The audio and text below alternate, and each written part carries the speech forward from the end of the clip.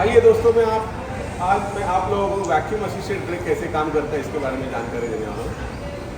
Vacuum assisted break क्या है, vacuum assisted break क्यों व्हीकल के अंदर यूज़ किया जाता है।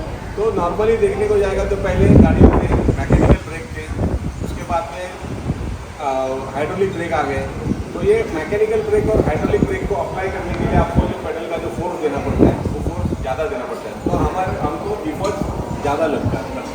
तो ये इफर्ट्स ज़्यादा लगता है, वो इफर्ट्स को कम करने के लिए व्हीकल के अंदर वैक्यूम असिस्टेड ब्रेक यूज़ किया जाता है। अभी मैं आप लोगों को उसके कंपोनेंट्स के बारे में जानकारी देने वाला हूँ। तो ये जो वैक्यूम असिस्टेड ब्रेक है, वैक्यूम असिस्टेड ब्रेक में ये आपका ब्रेक पेडल है बराबर, इसको वैक्यूम बूस्टर बोलते हैं। ये आपका टंडम मास्टर सिलेंडर है, ये टंडम मास्टर सिलेंडर का ये रिजर्वायर है। इस रिजर्वायर टैंक के अंदर आपका ब्रेक फ्लूइड बना रहता है। और जो मैंने इंजन के बजाय यहाँ एक मैंने वैक्यूम पंप लगाया है, इसको वैक्यूम पंप बोलते हैं। इंजन में हमारे इनलेट मैनिफोल्ड पे कंटिन्यूसली वैक्यूम रहता है, तो अभी मैं इसके ऊपर इंजन फिट नहीं कर सकता हूँ, तो मैंने वो वैक्यूम के लिए मैंने इधर वैक्यूम पंप लगाया। ये हमारा ड्रम ब्रेक असेंबली है, ये ड्रम है रेड कलर का, ये आपका ड्रम है।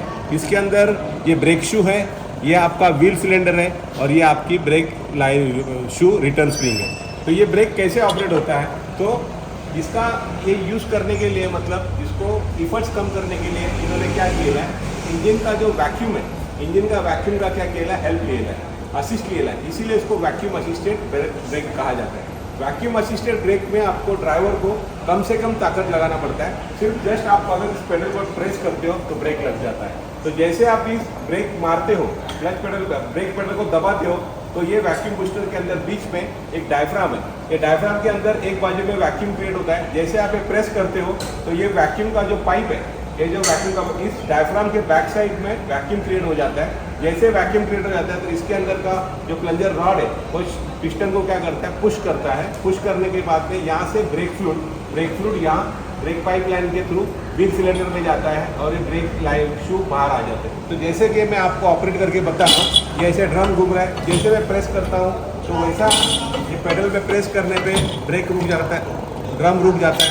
तो ये क्या होता है, जैसे मैं प्रेस करता हूँ, प्रेस करने के टाइम पे जैसे ये मैंने प्रेस किया, ये बाजू एटमॉस्फेयर में ओपन हो जाता है और इसके बैक साइड में वैक्यूम क्रिएट होता है। इसके बैक साइड में वैक्यूम क्रिएट होएगा तो ये इसके अंदर का जो रॉड है, पुश रॉड, वो पुश रॉड पिस्टन को पुश करता है और ब्रेक फुट प्रेशर से व्हील सिलेंडर में भेजता है और ब्रेक शू बाहर आ जाते हैं। ऐसा इसी तरह वैक्यूम असिस्टेड ब्रेक काम करता है।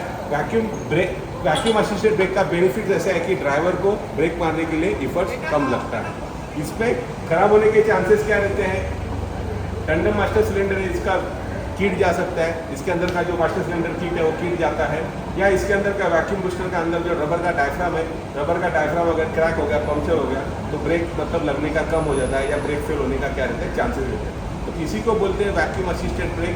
मोस्टली ये लाइट मोटर व्हीकल में वैक्यूम असिस्टेड ब्रेक यूज़ किया जाता है, इसमें ड्राइवर को इफर्ट कम लगता है। तो इसी तरह वैक्यूम असिस्टेड ब्रेक काम करता है, इसको बोलते हैं वैक्यूम असिस्टेड ब्रेक।